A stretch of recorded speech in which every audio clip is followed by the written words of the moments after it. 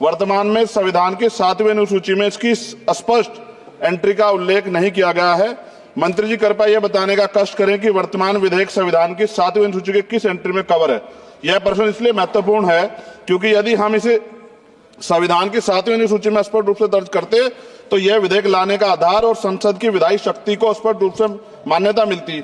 इसके बिना यह विधेयक संविधान के तहत अपनी पूरी वैधता का दावा नहीं कर सकता, जिससे इसे लागू करने में होने में अस्पष्टता उत्पन्न हो सकती है। इसलिए मेरा सुझाव है भविष्य में इस प्रकार के विधेयक लाते समय संविधान की 7वीं अनुसूची में आपदा प्रबंधन के लिए एक स्पष्ट प्रविष्टि जोड़ी जाए ताकि संसद की विधायी शक्तियां स्पष्ट रूप से विधेयक और औचित्य की तरफ पूरा करें।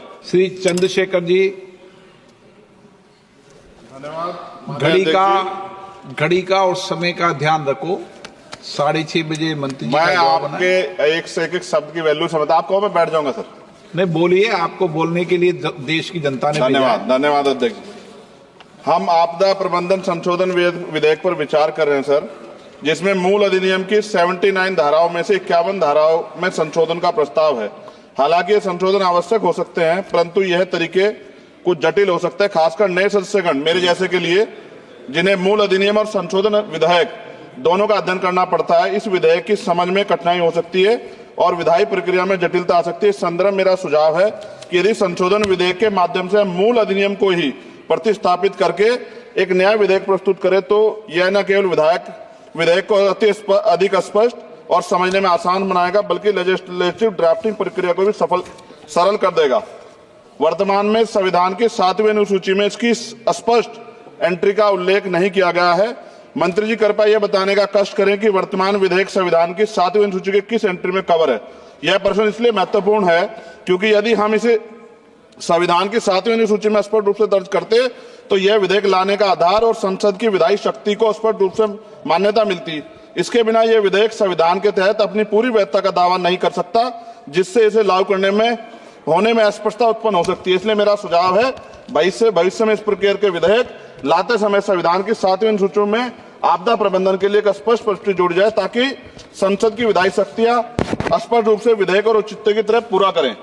मेरा प्रश्न केंद्र सरकार द्वारा राज्य को आपदा के समय धनराशि और अन्य सहायता प्रदान करने की तरीके से संबंधित है। हम सभी जानते हैं कि जब भी कोई आपदा आती है, केंद्र सरकार विभिन्न राज्यों को राहत देने के लिए धनराशि और सामग्री भेजती है। हालांकि यह देखा गया है कभी कभी सरकारें अपनी पार्टी शासित राज्यों में को प्राथमिकता दी, जबकि विपक्षी दल द्वारा शासित राज्यों को धनराशि कम, विलंब और भेदभाव पूर्ण तरीके से दी जाती है। इस भेदभाव का राजनीतिक विवाद और आरोप प्रत्यारोप उत्पन्न होते हैं। विशेषकर जब आपदा की स्थिति गंभीर होती है तो यह भेदभाव और देरी राज्यों के लिए अधिक संकटपूर्ण हो सकता है। इसलिए मेरा सुझाव है इस विधेयक में एक स्पष्ट प्रावधान होना चाहिए जिसमें यह सुनिश्चित किया जाए कि सभी राज्यों को आपदा के सहायता समान रूप से समान मानकों के आधार पर दी जाएगी।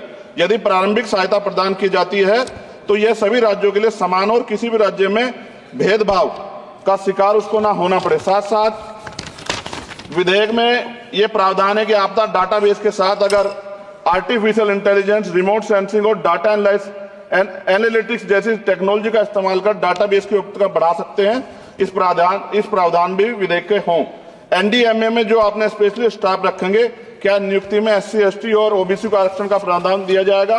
क्या ये बल सिर्फ मैन पावर होंगे या आवश्यक राहत सामग्रियों उपकरणों से भी लैस होंगे? इन बलों को वित्तीय संसाधन भी देने होंगे जिससे प्रभावी ढंग से कार्य कर सकें। आपदा प्रबंधन नीति डिजाइनिंग में पूर्व चेतावनी प्रणालियों के उन्नयन को शामिल करके पूर्व चेतावनी प्रणालियों को प्राथमिकता दी जाए। आपदा प्रक्रिया कोष में ऐसे प्रावधान होने चाहिए कि आपदा होने के 24 घंटे में ही प्रभावित राज्य जिला प्रशासन को एक निश्चित प्रारंभिक राशि जारी हो सके।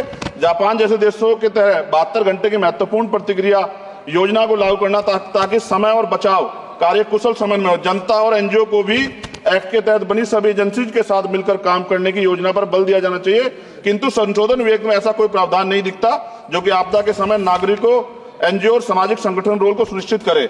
आपदा राहत को नागरिकों के लीगल राइट बनाने पर जोर देना चाहिए।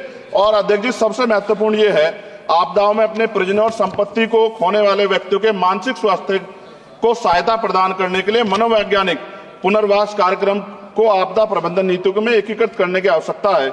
वायु प्रदूषण ये भी एक तरह का डिजास्टर है। दिल्ली और NCR के तमाम क्षेत्रों में अध्यक्ष जी इतनी बुरी हालात है, हवा जहरीली हो गई है, मेट्रो सिटी में सब जगह हाल है। इसको भी इसमें जोड़ा जाना चाहिए। लोगों का जीवन कीमती है, लोग जब सुरक्षित नहीं रहेंगे तो फिर जीवन कैसा सर? नगीना लोकसभा क्षेत्र से मैं आता हूं सर। किसानों को हर बार बाढ़ के कारण नुकसान होता है और जब वो जाते हैं दफ्तरों में तो अधिकारी धमकाकर भेज देते हैं वापस, कोई मुआवजा नहीं मिलता। मुआवजा के नाम पे खाना पूर्ति होती है।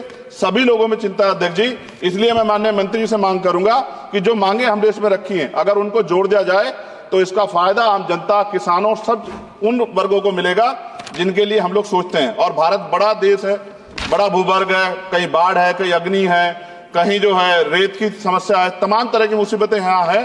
तो मैं माननीय अध्यक्ष जी आपके माध्यम से सरकार से मांग करता हूं और माननीय मंत्री जी से कि इस बिल पे, जिस विधेयक को और मजबूत करें जिससे इसका लाभ जनता को। माननीय अध्यक्ष जी आपका धन्यवाद।